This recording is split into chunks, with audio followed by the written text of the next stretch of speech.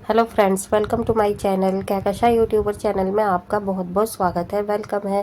तो फ्रेंड्स, हम आपको बता दें, इंडियन आइडल सीज़न 15 के ग्रैंड फिनाले से पहले अब निकल चुके हैं अनिरुद्ध। और यहाँ पर दोस्तों, अनिरुद्ध ने अपने सोशल मीडिया अकाउंट पे काफ़ी चीज़ें बताई हैं।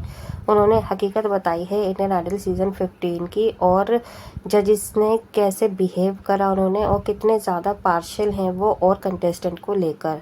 तो चलिए दोस्तों, पूरी खबर हम आपको आगे बताएं, लेकिन इससे पहले आपने अभी तक हमारे चैनल को सब्सक्राइब नहीं करा है, सब्सक्राइब कर लें और बेल आइकन भी ज़रूर दबा दें ताकि अगली नोटिफिकेशन आपको सबसे पहले मिले।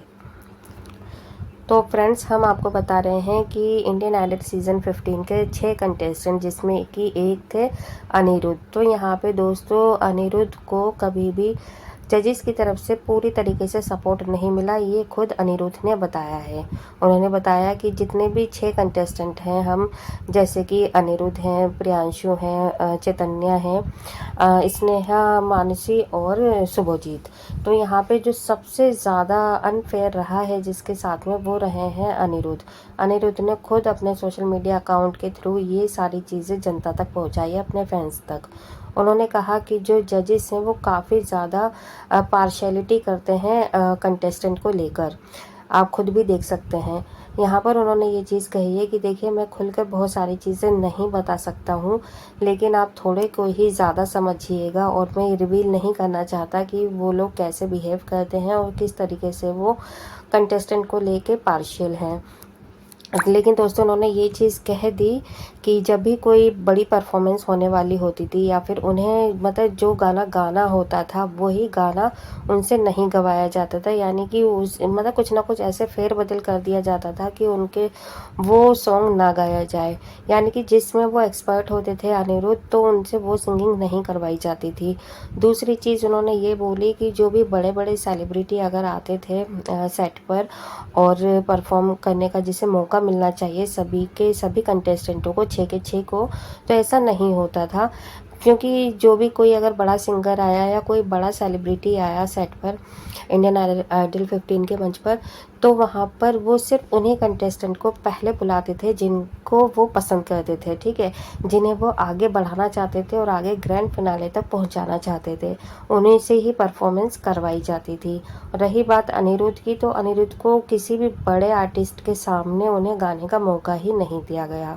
यहाँ तक कि उन्होंने ये कह दिया, जब सुखविंदर जी आए थे तो जो गाना उन्होंने मतलब प्रैक्टिस की थी गाने की, ठीक है, जो उन्हें गाना गाना था उनके सामने, तो वही सॉन्ग सुखविंदर जी को दे दिया गया और वो वही गाते हुए आए, उन्होंने एंट्री करी।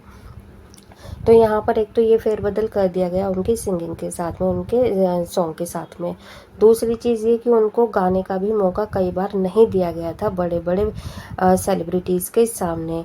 तो एक होता है ना कि अगर आप कोई एज अ गेस्ट आया है, कोई बड़ा सिंगर आया है या सेलिब्रिटी आया है, अगर आप उनके सामने परफॉर्मेंस करते हैं तो एक दो आप मोटिवेट होते हैं, दूसरा कि कई बार क्या होता है कि आपको वो कुछ बेस्ट ऑफर भी दे देते हैं अगर आपकी सिंगिंग में दम होता है, आपका गाना अच्छा लगता है। दूसरा कि आप को हाईलाइट मिलती है, आप कैमरे पे आते हो, तो जब आपको परफॉर्मेंस करने का मौका ही नहीं दिया जाएगा तो आपको जनता तक कहाँ कैसे मतलब पहुंचाया जाएगा।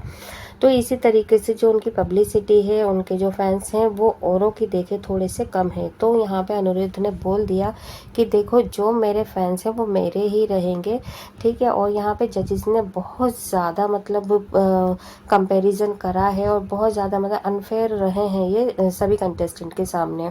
और अगर जजेस फेयर रहते तो रागिनी और मिस भी जो है वो भी आज हमारे बीच में होती, क्योंकि वो दोनों ही बहुत अच्छा गाना गाती थी।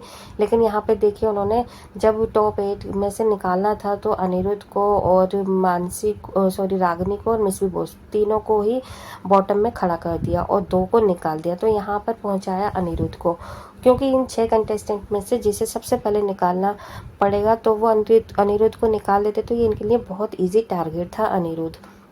तो दोस्तों, यहाँ पे अनिरुद्ध ने बहुत ज़्यादा एकदम सच्चाई बता दी है जजेस की, खुद अपने इंस्टा और सोशल मीडिया अकाउंट के थ्रू। तो दोस्तों, आप क्या कहेंगे इस बारे में? क्या अनिरुद्ध ने जो भी बताया है इंडियन आइडल सीज़न 15 के बारे में, क्या आपको भी ऐसा ही लगता है? क्योंकि आप भी एपिसोड 1 डे से देख रहे हैं और आपको क्या लगता है कि अनिरुद्ध के सामने जजेस ने सही फैसला किया है या सही फेयरनेस दिखाई है या नहीं दिखाई है, या बाकी में जो जजेस हैं वो पार्शियल हैं कंटेस्टेंट को लेकर? क्या इन्होंने अपना ही कोई पर्सनली या मतलब इन्होंने अपना ही पहले से ही डिसाइडेड कर रखा है विनर? तो आप ये सारी चीज़ें हमें कमेंट बॉक्स में कमेंट करके ज़रूर बताइएगा, और ये भी बताइएगा कि आने वाले टाइम में आप किसे विजेता देखना चाहते हैं। और सच बताऊं तो आप हमें कमेंट करके ये भी बता सकते हैं कि आपको रागिनी भी लगती है इस शो की विनर, या आपको लगता है कि रागिनी आनी चाहिए वापस ग्रैंड फिनाले में? आप हमें अपनी राय कमेंट बॉक्स में कमेंट करके ज़रूर बताइएगा। और अगर आप इन 6 कंटेस्टेंट में से किसी एक को देखना चाहते हैं फिनाले की ट्रॉफी जीतते हुए, तो वो भी आप हमें लिख के भेज सकते हैं, अपना फेवरेट कंटेस्टेंट। तो मिलती हूँ नेक्स्ट अपडेट के साथ, तब तक अपना ख्याल रखिएगा। Bye bye.